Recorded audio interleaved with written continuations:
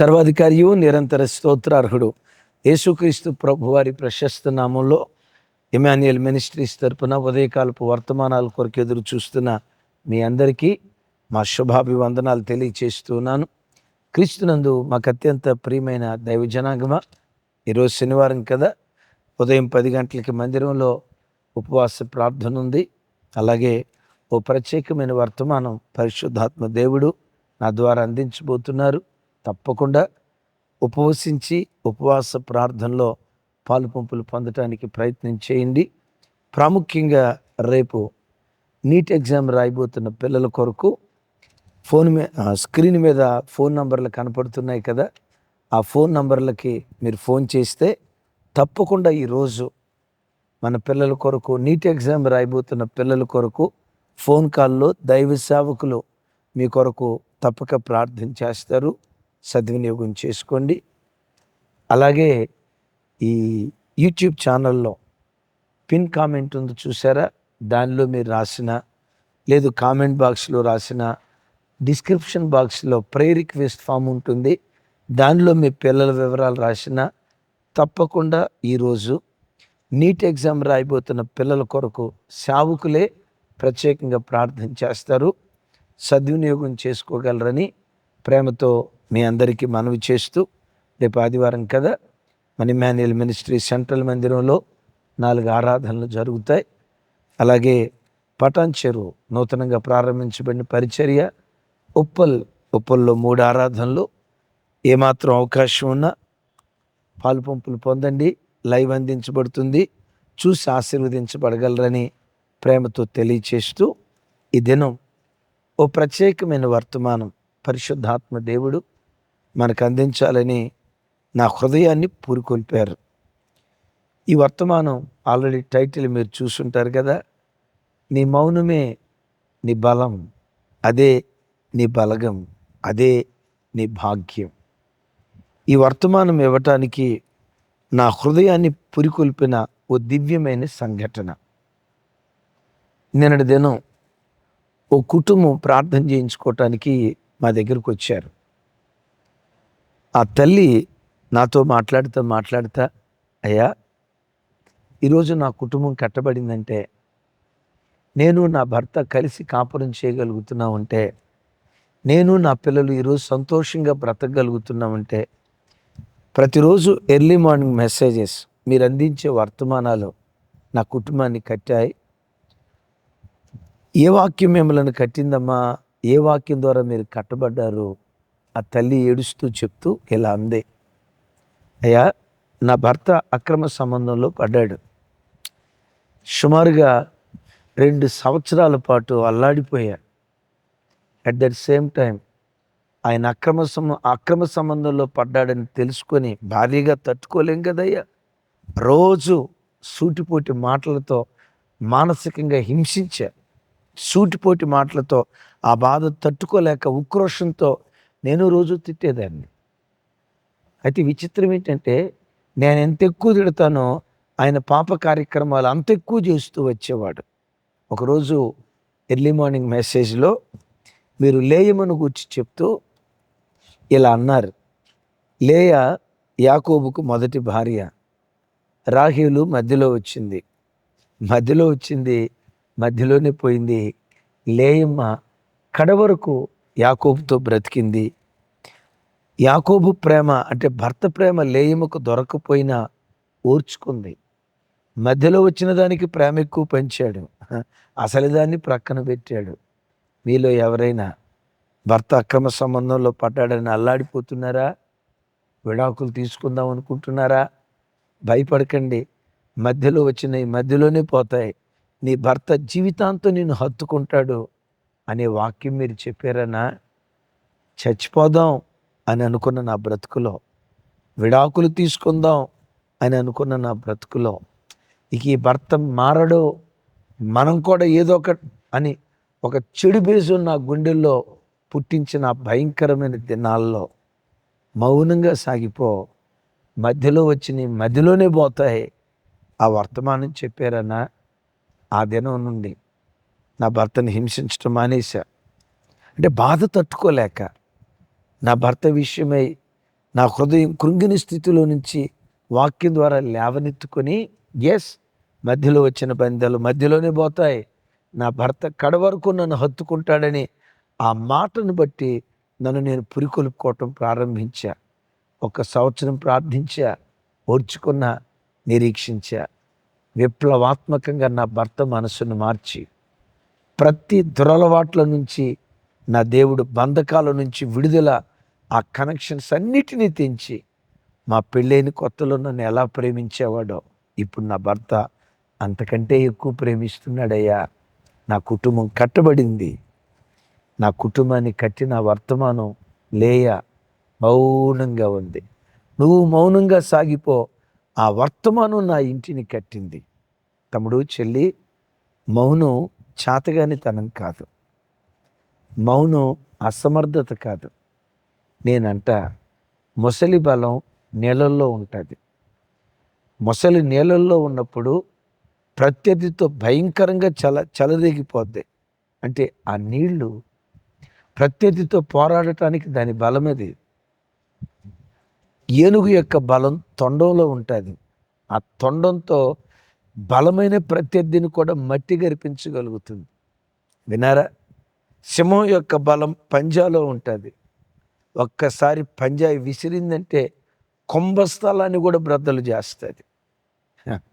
మొసలి బలం నీళ్ళల్లో ఉంటే శత్రువుతో పోరాడటానికి, ఏనుగు యొక్క బలం తొండంలో ఉంటే, సింహం యొక్క బలం పంజాలో ఉంటే, క్రైస్తవుడా, తల్లి, చెల్లి, నీ బలం కూడా మౌనంలో ఉందన్న సంగతి మర్చిపోకు.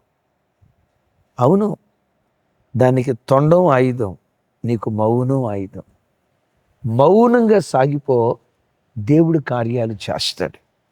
యోబు గ్రంథకర్త మాట్లాడుతూ 13వ అధ్యాయం 5వ వచనంలో ఇలా అంటాడు, మీరు కేవలము మౌనముగా నుండుట మేలు, అది మీకు జ్ఞానమని ఎంచబడును.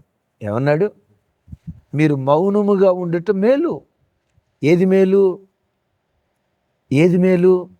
మాట్లాడటం మేలు కాదు. నీ మాటలు సాధించలేనిది నీ మౌనం సాధిస్తుంది. వినారీ మాట? మౌనముగా నుండుట మేలు, అది నీకు జ్ఞానముగా ఎంచబడును.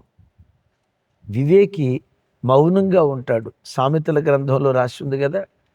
ఒకవేళ మీరు అంటారా, అన్నా, మనం మౌనంగా ఉంటే ఎదుటోడు ఇంకా చెలరేగిపోతాడు కదా, లేనిపోని నిందలేస్తున్నారు. ఆ నిందలే జనాలు నమ్ముతారుగా. లేనిపోయిన అవమానకరమైన మాటలు మాట్లాడతారు.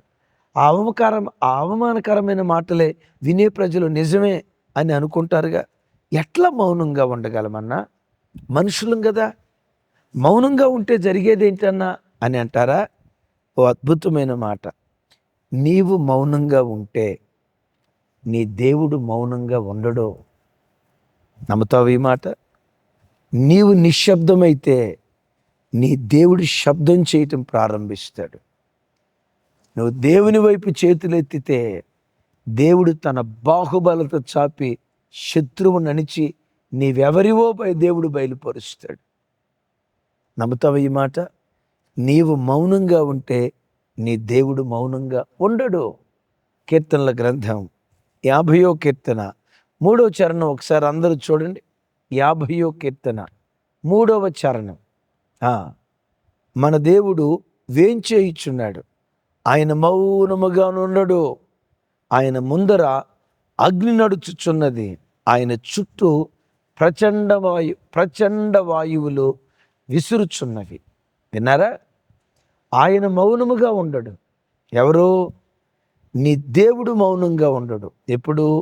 నువ్వు మౌనంగా ఉంటే నీ దేవుడు మౌనంగా ఉండడు. ఆయన ఎవరు? దహించే అగ్ని. నీ మీద చెలరేగిన ప్రతి చెత్తను కాల్చేస్తాడు. ప్రచండమైన వాయువుతో వాళ్ళు కొట్టుకొని పోయేటట్లు చేస్తాడు. ఆ అగ్ని వాళ్ళను కాల్చి బూడిద చేస్తుంది. అదే అగ్ని నిన్ను ఆయుధంగా మారుస్తుంది. నీవెవరివో లోకానికి బయలుపరుస్తుంది. చూడండి, నేనంట యేసుక్రీస్తు వారిని ఎన్ని నిందలేశారు. ప్రజలున్నారు చూసారా? మీరు ఎక్కడ బ్రతుకుతున్నారో నాకు తెలియదు. కానీ ఒకటి చెప్తా, ఏ ప్రాంతంలోనైనా అలాంటి మనస్తత్వాలు కలిగిన వాళ్ళే ఉంటారు. యేసుక్రీస్తు వారి దినాల్లో విచిత్రం చూడండి. ఆదివారం యెరూషలేములో ప్రవేశించేటప్పుడు దావీదు కుమారునికి జయం, దావీదు కుమారునికి జయం అని పూలవర్షం కురిపించారు, దండలేశారు. అదే విచిత్రమో చూడండి, శుక్రవారం వచ్చేసరికి ఏకబిగువున ఆదివారం ఏమో పూలవర్షం కురిపించి శుక్రవారం రాళ్ల వర్షం కురిపిస్తున్నారు. ఆదివారం పూలదండలేసి శుక్రవారం చెప్పుల దండ వేస్తానంటున్నారు. ప్రజలు దండాలు పెడతారు, వందనాలు చెప్తారు, అన్ని గుద్దులు కూడా గుద్దుతారు, పొగుడుతారు, పొగిడినోరే విమర్శిస్తుంది. అయితే ఒక మాట, పొగిడినప్పుడు పొంగిపోకు, విమర్శించినప్పుడు కృంగిపోకు, విమర్శించినప్పుడు అస్సలు నోరు పారేసుకోవద్దు. యేసుక్రీస్తు వారిని దోషిగా నిలవబెట్టి ఈయనను సిలువ వేయుడి అని కొందరంటే, మరికొందరు అంటారు ఇతడు బయల్జెబూలు ఆత్మ కలిగిన వాడు, మరికొందరు ఇతడు దైవదూషణ చేశాడు, మరికొందరు ఇతడు త్రాగుబోతు, ఇతడు తిరుగుబోతు. ఒక్కొక్కళ్ళు నోటికొచ్చినట్లుగా అద్దు అదుపు లేకుండా మాట్లాడుతున్నారు. లేనిపోని నిందలు నీ మీద, లేనిపోని నిందలు ప్రభు మీద వేస్తున్నారు.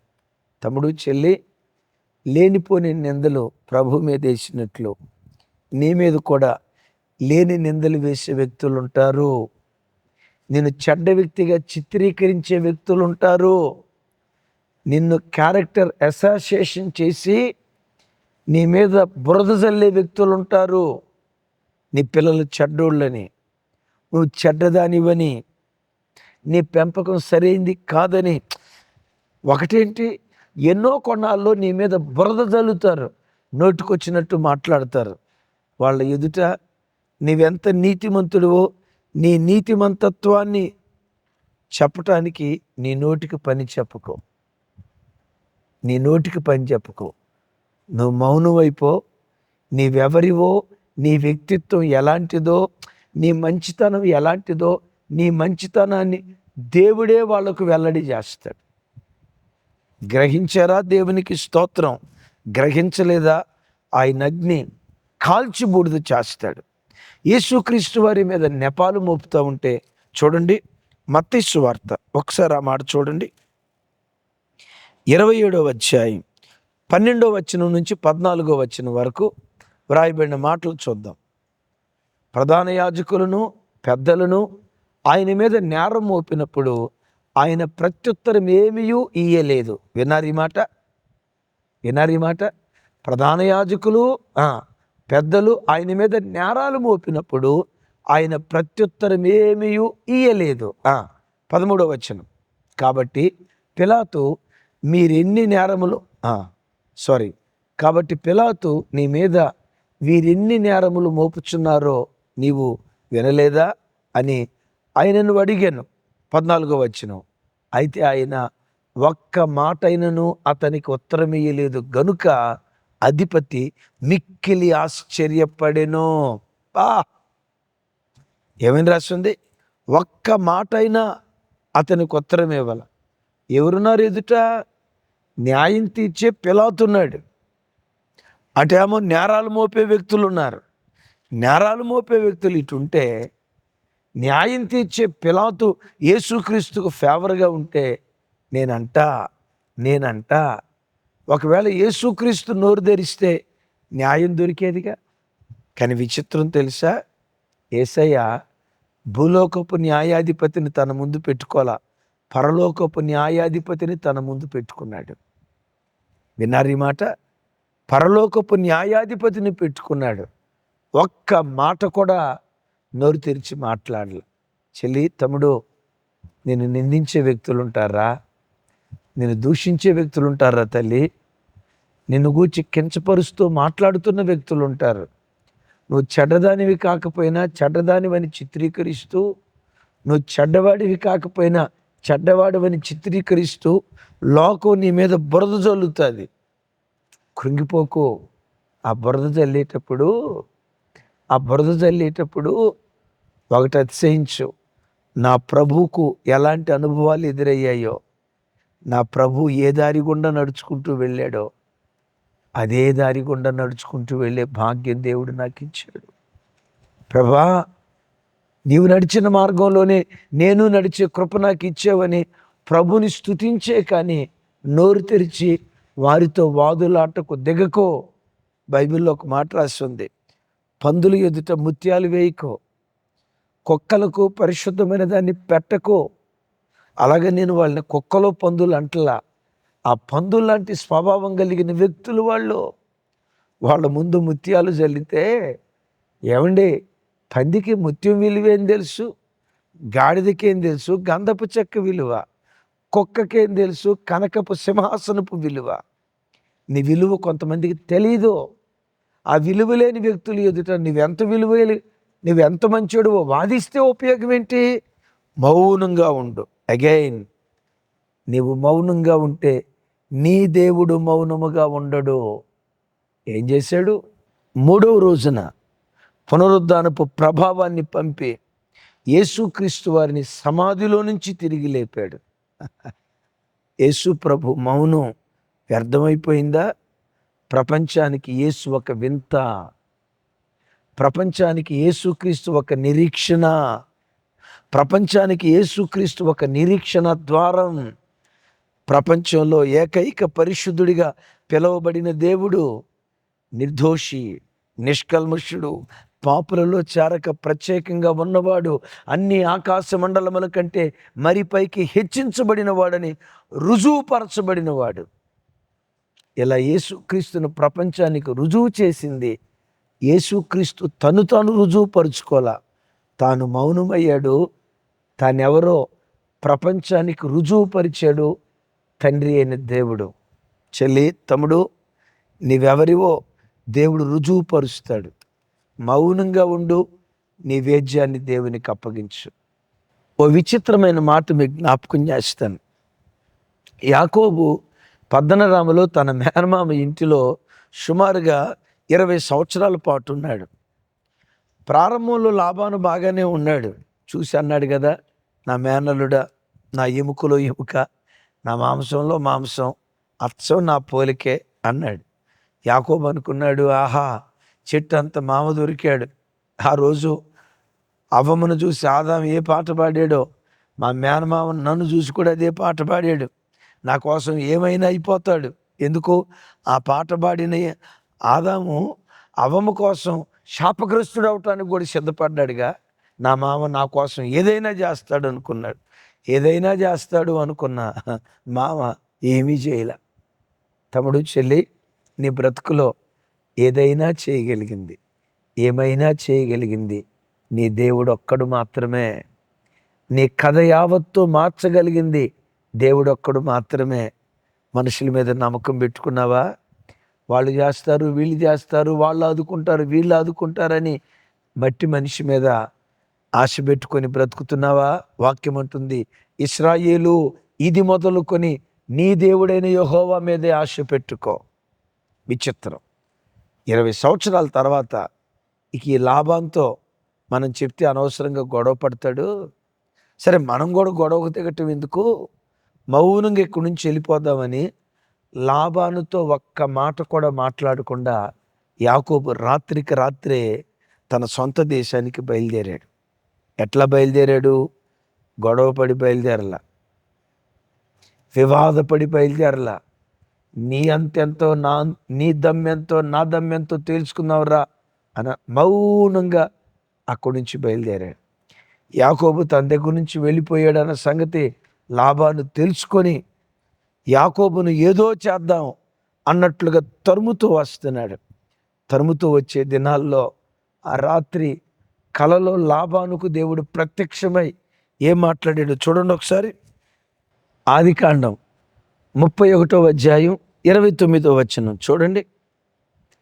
మీకు హాని చేయుటకు నాకు చేతనవును, అయితే పోయిన రాత్రి మీ తండ్రి యొక్క దేవుడు నీవు యాకోబుతో మంచే గాని చెడో గాని పలుకుకు జాగ్రత్త సుమి అని నాతో చెప్పాను. విన్నారా?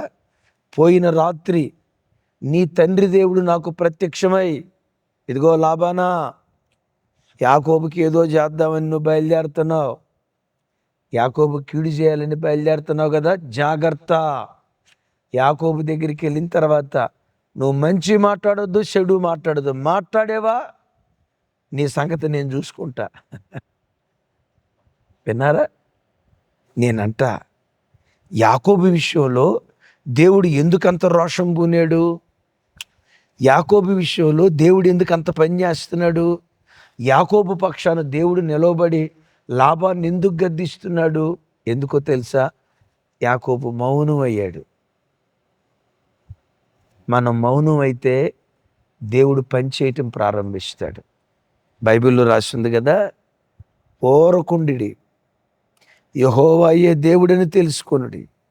ఈ దేవుడు ఎవరో తెలుసా? భూదిగంతాల వరకు యుద్ధాలు మాన్పువాడు, విల్లు విరుచువాడు, బల్యమును తెగనరుకువాడు, యుద్ధ రథాలను అగ్నిలో కాల్చివేయువాడు, నలుదిక్కుల ఆయన ప్రజలకు సమాధానాన్ని కలుగు చేయగలిగిన వాడు. ఎప్పుడు ఓరక నిలుచుండు. నీ మీద ఒరిలే వాళ్ళు ఒరులుతారు. వీడి పరిస్థితి ఏంటి ఇట్లా అయిపోయింది అంటారు. నీ మౌనం చేతగాని తనమని అనుకుంటారు. చేతగాని తనమని అనుకున్నా నువ్వు నిశ్శబ్దంగా ఉండు. ఒక మాట అంట, యేసుక్రీస్తు వారిని సిలువ మ్రానుకు అప్పగించి అంత ఘోరంగా చంపుతూ ఉంటే ఇప్పుడు అన్నారు కదా, ఈయనేదో పెద్ద హీరో అనుకున్నాం, మమ్మల్ని రక్షిస్తాడు మెస్సయ్య, మమ్మల్ని రక్షిస్తాడు మెస్సయ్య, ఈయనేదో పెద్ద హీరో అనుకున్నాం. అంత తుస్సే. తెలుగు భాషలో చెప్పాలంటే అంత ఉళక్కే. ఇది గుంటూరు మాట.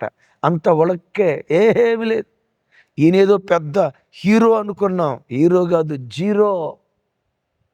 తనను తానే రక్షించుకోలేనోడు మనల్ని రక్షిస్తాడు. నా ప్రభు బిడ్డలారా, 3 రోజులు మౌనం, 4వ రోజు నుండి ఒక అద్భుతం. ఆయన యోధా జాతినే కాదు, ప్రపంచాన్ని రక్షించే రక్షకుడిగా దేవుడు ఆయనను మార్చాడు. ఈరోజు ఈ వాక్యం వింటున్న నీ బ్రతుకులో ఈరోజు జీరోగా కనపడుతున్నావా? అబ్బో వీళ్ళేదో హీరో అవుతారు అనుకున్నాం, శిఖరాల మీద కూర్చుంటారు అనుకున్నాం, వీళ్ళ బ్రతుకు జీరో అయిపోయింది అని ఎగతాళి చేస్తున్నారా? కొంచెం కాలం మౌనంగా ఉండు. ఎక్కడ జీరోగా కనపడ్డావో అక్కడే నా దేవుడు నిన్ను హీరోగా నిలవబెడతాడు. శిథిలాలలో నుంచి లేవనెత్తే శిఖరాల మీద కూర్చోబెడతాడు. ఎలాంటి భీకర కార్యాలు చేయాలంటే నువ్వు మౌనంగా ఉండు. నీ దేవుడు మౌనంగా ఉండడు. ఆయన ముందర అగ్ని నడుస్తుంది, ప్రచండమైన వాయువు ఆయనతో పాటు వస్తుంది. ఈ చెత్త లాంటి వ్యక్తులు కొట్టుకుపోతారు. ఆ చెత్త లాంటి వ్యక్తుల మధ్య నిన్నొక శక్తిగా దేవుడు నిలవబెడతాడు. యాకోబుని శక్తిగా నిలవబెట్టలేదా? మన ఆరాధ్య దైవం ప్రభు అయిన యేసుక్రీస్తు వారిని ప్రపంచానికి శక్తిగా నిలవబెట్టలేదా? యేసయ్య దేవుడే నీ దేవుడు, యాకోబు దేవుడే నీ దేవుడు, లేయమ్మ దేవుడే నీ దేవుడు. సింహం యొక్క బలం పంజాలో, మొసలి బలం నీళ్ళల్లో, ఏనుగు బలం తొండంలో, నీ నా బలం మౌనంలో. మౌనంగా ఉండు. ఎస్, మౌనంగా ఉండు. మౌనమే నీ బలం, మౌనమే నీ బలగం, మౌనమే నీ భాగ్యం. అట్టి కృప దేవుడిచ్చునుగాక. చిన్న ప్రార్థన చేస్తాను. దేవా, అలాంటి ఓర్పు నాకు దయచే ప్రభువా. ఆశపడిన బిడ్డలో చేతులెత్తుతారా? మీ కొరకు ప్రార్థన చేస్తాను. తండ్రి, మాతో మీరు మాట్లాడిన మాటలకై స్తోత్రాలు. అవును నాయన, మాటలతో సాధించలేనిది మౌనంతో సాధిస్తాం. పదాలు చేయలేని కార్యం, శబ్దం చేయలేని కార్యం నిశ్శబ్దం చేస్తుంది. అయ్యా, మౌనమనే ఆయుధాన్ని పట్టుకొని మీ కొరకు నిరీక్షిస్తూ విజయాలు సాధించే కృప దయచేయి. ఎవరు నిందిస్తున్నారో, ఎవరు ఎగతాళిగా మాట్లాడుతున్నారో, ఎవరు దూషణ చేస్తున్నారో, నిందకు ప్రతిగా రెండంతల ఘనత ప్రార్థనలో ఏకీభవిస్తున్న ప్రతి బిడ్డకు దయచేయి. అయితే ఆ ఘనతకు ముందు ప్రతి బిడ్డకు మౌనం నేర్పయ్యా.